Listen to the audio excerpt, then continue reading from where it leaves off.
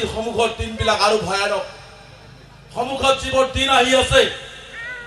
সেই দিনবিলাক আমি দেখি আছো যে ভয়াবহ পৰিস্থিতিৰ পিনে আমাৰ জাতিটোক লৈ যাব বিচৰা হৈছে আমাৰ জাতিটোক মানুহ হিচাপে তেলে গণ্য কৰিব বিচৰা নাই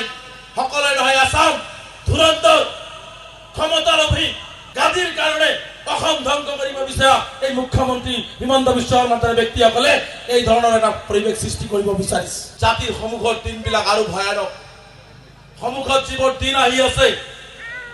সেই দিনবিলাক আমি দেখি আছো যে ভয়াবহ পৰিস্থিতিৰ পিনে আমাৰ জাতিটোক লৈ যাব বিচৰা হৈছে আমাৰ জাতিটোক মানুহ হিচাপে তেলে গণ্য কৰিব বিচৰা নাই সকলোৱে নহয় আসাম ধুৰন্ধৰ ক্ষমতালোভী গাদীৰ কাৰণে অসম ধ্বংস কৰিব বিচৰা এই মুখ্যমন্ত্ৰী হিমন্ত বিশ্ব শৰ্মাৰ দৰে ব্যক্তিসকলে এই ধৰণৰ এটা পৰিৱেশ সৃষ্টি কৰিব বিচাৰিছে গতিকে তাৰ কাৰণে আমি যুঁজাৰু মানসিকতা ল'ব লাগিব আমি যুঁজাৰু মানসিকতাৰ আমি ওলাই যাব লাগিব এই যুঁজাৰু মানসিকতাত যদি আমি ওলাই যাব পাৰো আমি জয় নিশ্চিতভাৱে কাঢ়ি আনিব পাৰিম ঐক্যবদ্ধ হৈ থাকক একত্ৰিত হৈ থাকক সকলো জাতি জনগোষ্ঠীৰ হিন্দু মুছলমান ভেদাভেদ নাৰাখি কাৰণ মই বিশ্বাস কৰো মই ভাল মানুহ হ'ব নোৱাৰিলে মই ভাল মুছলমান কেতিয়াও হ'ব নোৱাৰো গতিকে মই ভাল মানুহ হ'ব লাগিব তেতিয়া মই ভাল মুছলমান হ'ম গতিকে আমি সেই তাহানিৰ শংকৰদেৱ গুৰুজনা মাধৱদেৱ গুৰুজনা আজাৰপীৰ গুৰুজনাৰ সেই তাহানিৰ অসমখন আমি ঘূৰাই অনাৰ চেষ্টা কৰিব লাগিব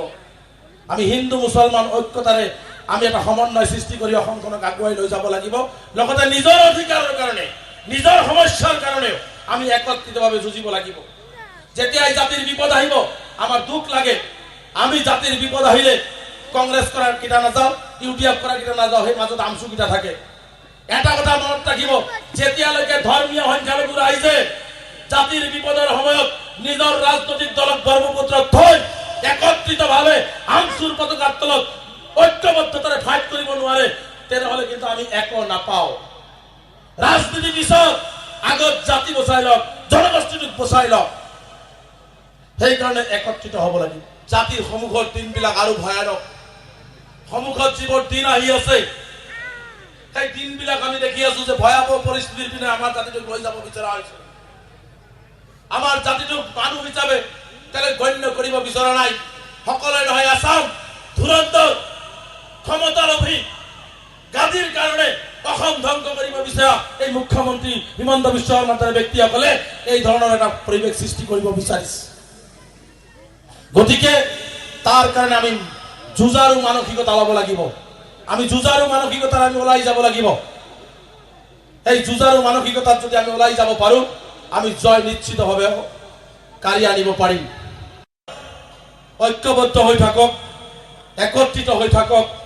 সকলো জাতি জনগোষ্ঠীৰ হিন্দু মুছলমান ভেদাভেদ নাৰাখি কাৰণ মই বিশ্বাস কৰো মই ভাল মানুহ হ'ব নোৱাৰিলে মই ভাল মুছলমান কেতিয়াও হ'ব নোৱাৰো গতিকে মই ভাল মানুহ হ'ব লাগিব তেতিয়া মই ভাল মুছলমান হ'ম গতিকে আমি সেই তাহানিৰ শংকৰদেৱ গুৰুজনা মাধৱদেৱ গুৰুজনা আজাৰপীৰ গুৰুজনাৰ সেই তাহানিৰ অসমখন আমি ঘূৰাই অনাৰ চেষ্টা কৰিব লাগিব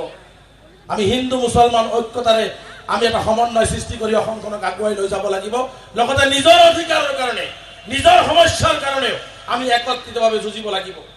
যেতিয়া জাতিৰ বিপদ আহিব আমাৰ দুখ লাগে আমি জাতিৰ বিপদ আহিলে কংগ্ৰেছ কৰাৰ কিটা নাযাওঁ ইউডিএফ কৰাৰ কিটা নাযাওঁ সেই মাজত আমচুকিটা থাকে এটা কথা মনত ৰাখিব যেতিয়ালৈকে ধৰ্মীয় সংখ্যালঘু ৰাইজে জাতিৰ বিপদৰ সময়ত নিজৰ ৰাজনৈতিক দলক ব্ৰহ্মপুত্ৰ থৈ